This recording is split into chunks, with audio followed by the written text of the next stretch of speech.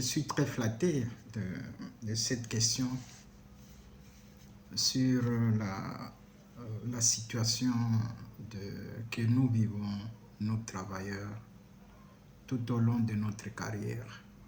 Un peu de statistiques. Nous sommes aux États-Unis. En moyenne, un Américain travaille 30 à 35 heures par semaine. Et c'est là toute la durée de sa carrière. Il totalise à peu près 80 000 heures de travail. Essayez un peu de vous représenter tous ces temps-là que quelqu'un est à son lieu de travail, éloigné de son conjoint, de ses enfants, des personnes qu'il aime bien partager l'espace avec eux, mais il passe le plus grand temps de sa vie à son lieu de travail. Mais ce qui paraît paradoxal, c'est ces lieux-là dont la majorité ne trouve pas confortable. La majorité n'aime pas le poste qu'ils exercent, le travail qu'ils font. Et les études aux États-Unis d'Amérique, je me réfère à ça parce que là au moins des grandes structures de recherche ont mené des études, ils ont trouvé que 31% seulement d'Américains aiment leur travail, se retrouvent dans leur travail. Les autres, ils sentent que le moment de travail, c'est quelque chose qu'on leur a imposé, qu'ils n'ont pas le choix, ils n'aiment pas, ils le font contre leur gré. Et c'est ça le vrai problème. Maintenant, que devons-nous faire? Devons-nous continuer à travailler? Moi, personnellement, dans ma carrière, j'ai plus de 30 ans de carrière au sein d'une entreprise, mais en tout cas, quand je me rappelle, mes trois premières années, c'était l'enfer pour moi. C'était le moment de bouleversement de ma vie.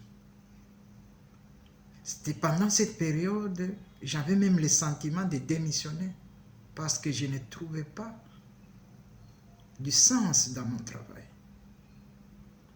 Et nous, les anciens, et ça je m'adresse aux responsables qui ont comme mission d'encadrer les jeunes, d'orienter, d'accompagner les jeunes dans leurs premiers pas de la vie professionnelle, d'essayer un peu vraiment d'être tendre, de faire un effort. Les jeunes, ils viennent, c'est vrai, peut-être nous ne réalisons pas ce qu'ils sentent, ces contradictions de ce qu'ils se représentaient avant de venir d'atterrir dans le monde, dans l'entreprise. Ils trouvent les anciens, l'ambiance qui règne, comment ils travaillent, la relation entre eux et le travail, c'est-à-dire cette notion même du sens. Est-ce trouve-t-il du sens de ce qu'on leur confie comme travail?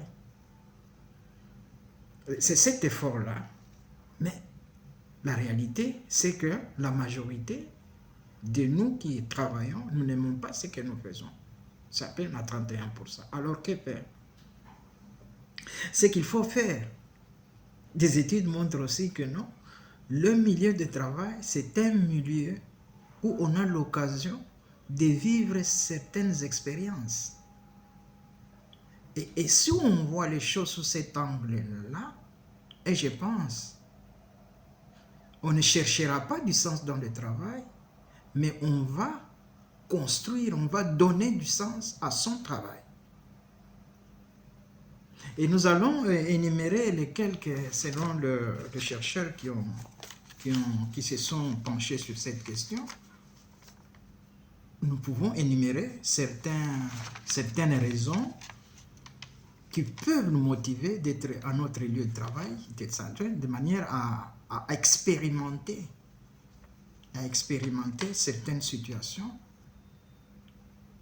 qui sont en rapport avec notre sens d'être. Et ce sens d'être, on peut trouver dans le milieu de travail des choses qui contribuent à ce que l'on puisse transcender, l'on puisse trouver son don de soi. Et pour me faire comprendre, je donne l'exemple de travail d'une organisation sans but lucratif qui donne des dons ou d'aide aux pauvres pour que le pauvre puisse démarrer une activité de manière à permettre qu'il puisse mieux vivre. Mais psychologiquement, on a rendu compte qu'en aidant un pauvre, en lui donnant le moyen pour qu'il démarre une activité, on l'aide aussi à répondre à une certaine dimension qui suscite en lui, notamment de se rendre compte qu'il a un rôle à jouer dans la société. Vous lui donnez l'opportunité d'exprimer un don de soi. Et ça élève la personne. On ne se rend pas, on voit beaucoup plus l'aspect pécuniaire, l'aspect l'argent pour la survie. Mais cette personne trouve de la joie quand il commence à donner des solutions aux problèmes des autres. Il y a une autre dimension, notamment cette dimension de quelqu'un de réaliser son potentiel. Quand il est dans le milieu de travail, c'est une opportunité qui lui est donnée de réaliser le potentiel qu'il a.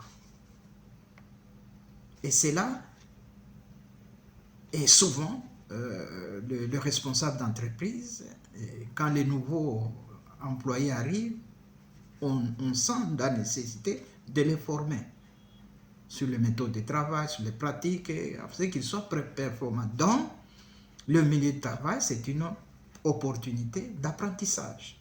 On apprend ce que nous ne connaissons pas. Et dans le milieu de travail, souvent, il y a des règlements où on passe une période d'essai. Ça arrive, pendant cette période d'essai, il faut se montrer compétent pour qu'on puisse vous confirmer. Si vous êtes moins performant, on risque de dire non, monsieur, nous sentons que tu serait mieux que tu puisses aller ailleurs. Et là, alors naît le sentiment de réussir. Donc, le milieu de travail, ça présente cette opportunité de quelqu'un qui se bat pour réussir. Il y a également une autre forme d'expérience, notamment liée au prestige. Du fait que je travaille dans une grande banque de référence, ça me confère un statut. Du fait que je travaille comme le célèbre avocat ou dans un cabinet célèbre d'avocats, je me sens un peu, ou je suis juge. Donc, voilà un peu, il y a certaines fonctions, certaines responsabilités qui révèlent à quelqu'un un statut. La question d'un statut. Et également le pouvoir. On a le pouvoir. On est cette personne. Ça, c'est le leadership de pouvoir. Et de position, excusez-moi. Il y a également une autre expérience de l'ordre des dimensions sociales. Et la personne, en venant dans son lieu de travail, il a le sentiment d'appartenir à une communauté. Donc, être dans l'entreprise, on se sent aussi en famille.